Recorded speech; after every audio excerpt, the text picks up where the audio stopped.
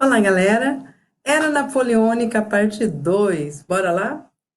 Nós vamos falar sobre o Império Napoleônico. Lembrando aí que a aula 1 foi a chegada de Napoleão, eu resgatei um pouquinho sobre a Revolução Francesa e falamos sobre o golpe 18 Brumário e também falamos sobre o consulado. Agora, Império. Essa imagem fala muito sobre Napoleão Bonaparte. Normalmente, quando um imperador era coroado, é sempre pelo Papa. Napoleão Bonaparte coloca a coroa na própria cabeça. Então, ele mostra muito bem o papel da igreja durante o governo dele. E agora falaremos, então, sobre o império propriamente dito. Sobre como que ele vai atuar, o que ele vai fazer, qual é o grande foco econômico dele. Bora? Esse período, então, nós vamos destacar o número de batalhas lideradas por Napoleão para conquistar novos territórios na França. Presta bem atenção, Napoleão é expansionista, a política dele é expansionista, ele vai expandir território, ok? O exército francês vai se tornar o mais poderoso de toda a Europa. Presta atenção de novo, exército é terra, marinha é água, ele vai ter um inimigo terrível, que é de marinha, que nós vamos falar sobre a Inglaterra. Nesse momento, ele tem o maior e mais poderoso exército da Europa. E vamos lembrar que ele é imperialista, né, expansionista. E o objetivo dele em imperializar é buscar mercado consumidor para a indústria francesa, que a gente viu agora há pouco que ele começou com a Revolução Industrial e pegou forte, pegou pesado, ok?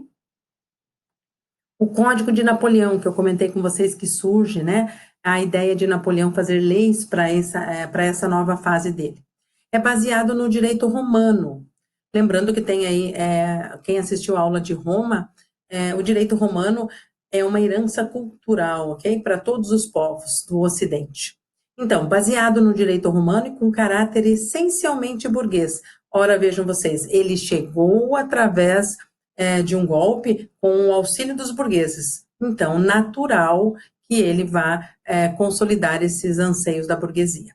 E tinham leis como estas: o fim do feudalismo, o direito à propriedade, a igualdade de todos perante a lei, e ele vai manter a escravidão nas colônias. E também proibiu greves e sindicatos.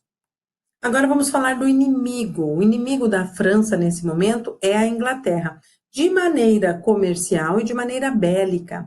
De maneira bélica, eu acabei de comentar, a França tem o melhor exército terra e a Inglaterra tem a melhor marinha. Então, eu tenho um terra e água aqui, né? E de maneira comercial também. Por quê? Porque a Inglaterra foi a primeira a fazer a Revolução Industrial. Ela já estava expandindo, imperializando, buscando MMs, matéria-prima, mão de obra, mercado consumidor. E ela não vai gostar dos franceses fazerem essa expansão na Europa. E a Inglaterra vai fazer alianças com os antigos inimigos da França, a Áustria, a Prússia, a Rússia. E essa aliança vai perdurar durante um longo e tenebroso inverno.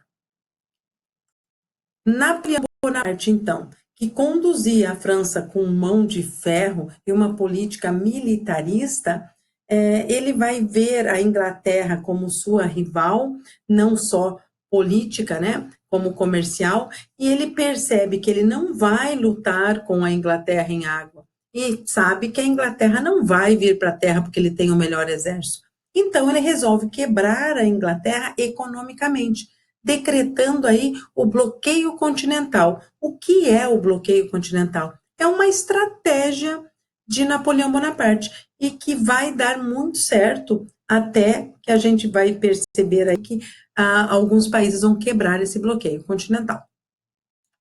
Então, o que é o bloqueio? É a proibição dos países europeus de fazer contatos comerciais com a Inglaterra.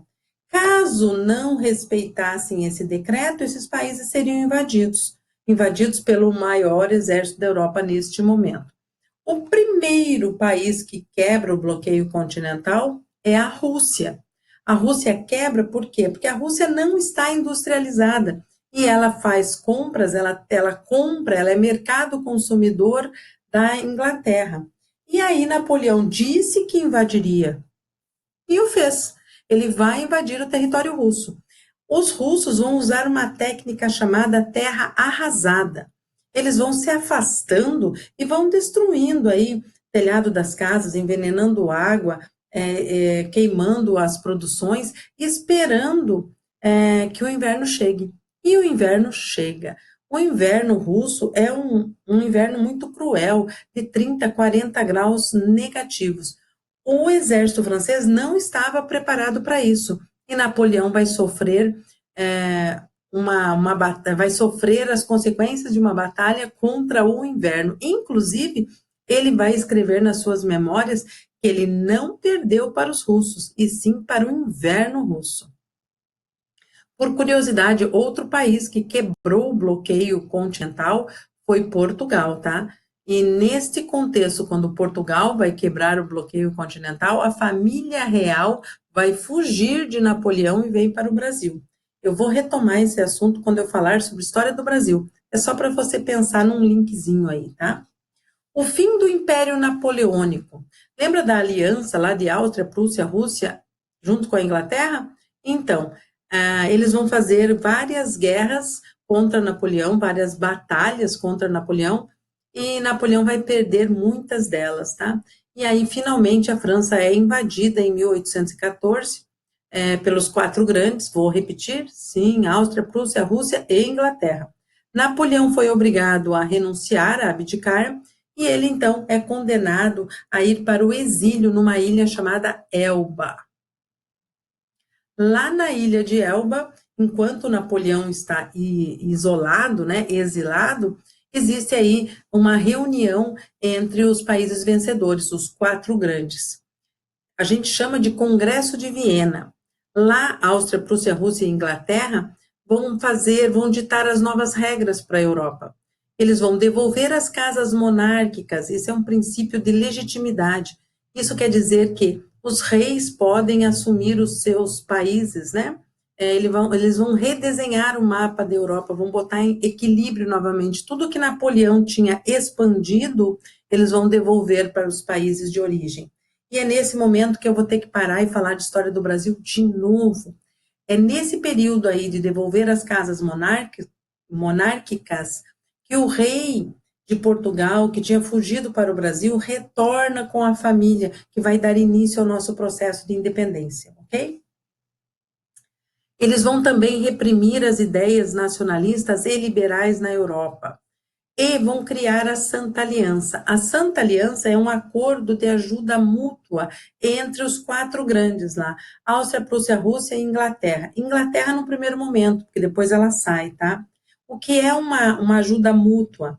Para evitar que um novo Napoleão tome conta da Europa, eles se reúnem e dizem que vão se ajudar belicamente, fazer aí uma corrente para que não surja um novo Napoleão. Ok?